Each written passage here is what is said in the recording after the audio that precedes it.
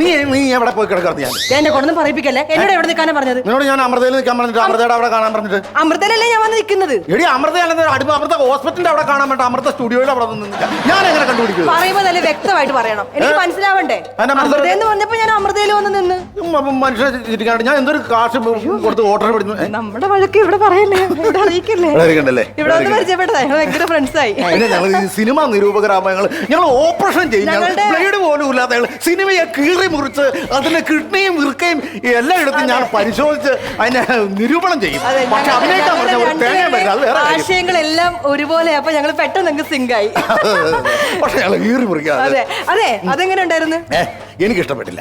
വെറുതെ പറയല്ലേ, എനിക്ക് ഇഷ്ടപ്പെട്ടില്ല. എന്റെ ഭാവനയെ വരെ തകർത്ത് കളഞ്ഞു. അയ്യോ, ഞാൻ നന്നായിട്ട് ആസ്വദിച്ച് സൂപ്പർ ആയിരുന്നു. എന്തായിരുന്നു അതിന് കുഴപ്പം? എന്റെ കുഴപ്പമൊന്നും ഫസ്റ്റ് ഹാഫ് ഉള്ളത് പറയാലോ. ഫസ്റ്റ് ഹാഫ് വലിയ കുഴപ്പമില്ലായിരുന്നു.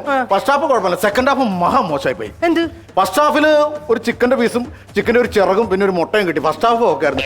സെക്കൻഡ് ഹാഫ് വെറുതെ ഉള്ളിക്കറിയും ചോറും മാത്രമേ ഉണ്ടായിരുന്നുള്ളൂ. എനിക്ക് ഇഷ്ടപ്പെട്ടില്ല. ഏത് സിനിമയുടെ കാര്യം പറയുന്നത്? മറ്റേ ഇതിന്റെ ഈ ഫെസ്റ്റിവലിൽ നടക്കേണ്ട പുറത്തെ മാരുതിയുടെ ഒമിനിയുടെ ബാക്ക് വശം തുറന്നു വെച്ചിട്ട് ചിക്കൻ ബിരിയാണി വിൽക്കലുണ്ടായിരുന്നു.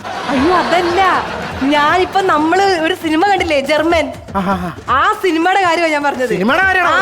ഞാൻ നിന്നെ പോകുമ്പോ അന്വേഷിച്ച് നടന്നിട്ട് എനിക്ക് ബസ്സിന്റെ കണ്ണും തല ഇരുട്ടടിച്ചിട്ട് ഞാൻ ബിരിയാണി കഴിച്ചിട്ട് കാര്യം പറഞ്ഞു. നീ എനിക്ക് സിനിമ കണ്ടാ? ബിരിയാണി ഞാൻ ചെറുതായിട്ടാണ് ഞാൻ കണ്ടോളെങ്കിലും പക്ഷെ എനിക്കങ്ങനെ ഇഷ്ടപ്പെട്ടില്ല. നല്ല സിനിമയായിരുന്നു, വെറുതെ പറയില്ലേ. നല്ല നല്ല പടമായിരുന്നു. എന്തെന്ന് നീ പറയണത്? എന്ത് ഒരു പെണ്ണും ചെറുക്കനും കൂടെ കണ്ടുമുട്ടുന്നു, ഒരു കല്യാണം കഴിക്കുന്നു. എന്ത് രസമുള്ള പടമായിരുന്നു. പച്ചയായ ജീവിതമല്ലേ? നല്ല നല്ല പച്ചയായിട്ടുള്ള ഒരു ജീവിതമായിരുന്നു. എന്ത് പച്ചയായിട്ട്? എനിക്ക് ഒരു കാര്യം മനസ്സിലാക്കണം. ഒരു പച്ചയായ ജീവിതം വരച്ച് കാണിക്കുമ്പോൾ അതിനകത്ത് യാഥാർത്ഥികത വേണ്ടേ? അങ്ങനെ ആകുമ്പോഴാണ് പച്ചയായ ജീവിതം വരുള്ളൂ. ഒരു പെണ്ണ് ചെറുക്കനും നിൽക്കുന്നു, അവിടെ കല്യാണം നടക്കുന്നു.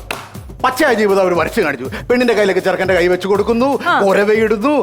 പെണ്ണ് ഭയങ്കര സന്തോഷിച്ച് എൻജോയ് ചെയ്യുന്നിട്ട് ഒരു കരച്ചിലുണ്ട്, ഇവളുടെ ഒരു കള്ളക്കരച്ചിലും. അതെല്ലാം പച്ചയായിട്ട് നടന്നു പോയി. ഫസ്റ്റ് നൈറ്റിനാണ് ബെഡ്റൂമിൽ ചെന്നു, ഒരു ഗ്ലാസ് പാല് കൊടുത്തു, ചിയേഴ്സ് അടിച്ചു, ഇരുന്നു. നമുക്ക് ഉറങ്ങാന്ന് പറഞ്ഞ് കിടക്കാൻ നേരത്തെ ലൈറ്റ് ഓഫ് ആക്കി.